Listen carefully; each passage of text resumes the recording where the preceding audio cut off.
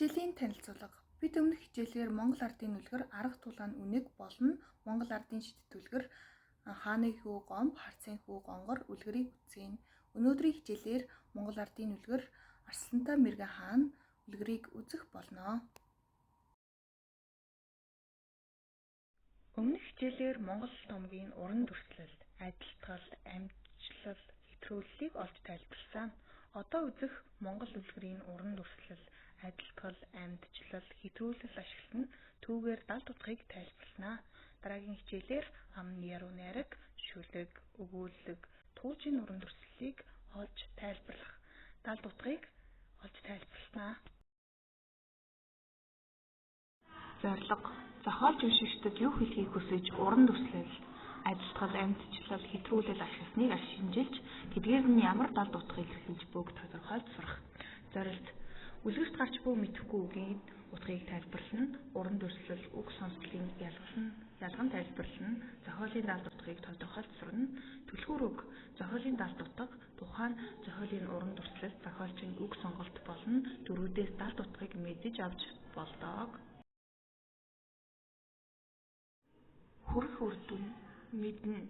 Үлгэрийн уран дүрслэл, үг сонголтыг мэдэж авна, чадна. Үлгэрийн эсгээс жишээ авч уран дүрслэл, үг сонголт, далд утгыг тайлбарлаж чаддаг болно. Хэрэглээ: зохиолын үг сонголт, уран дүрслэл, дүр зургаас далд утгыг ойлгож эргэцүүлэн уншдаг болно. Аж байдлын үлгэр: Австай хаангаар ар уруу дээр нэг уулзъя, ардаг хөрнмөрний ар зоон дээр нэг уулзъя, Арслантай мэргэн хааны ар мөрөн дээр нэг уулзъя гэсэн үгийн учрыг тайлахын тулд үлгэрийг уншаарай. Хичээл эхлэхийн өмнө дараах дааврыг таагарай. Яагаад ийхүү нэрлэсэн юм бол? Үлгэрт юуны тухай өгүүлэх бол таамаглан бодоорой.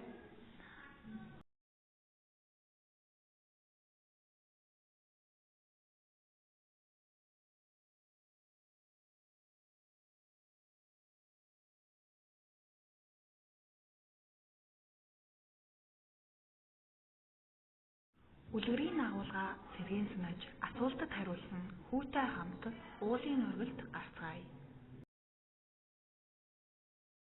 Дараах хүснэгтийг дэвтэртээ зурж үгийн утгыг тайлбарлан бичээрэй.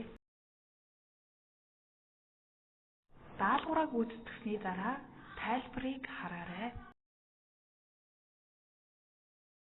Арслантай мэргэн хаан болон гурван чонын хоорондох тэмцлийг зөв харгалзуулан бичээрэй.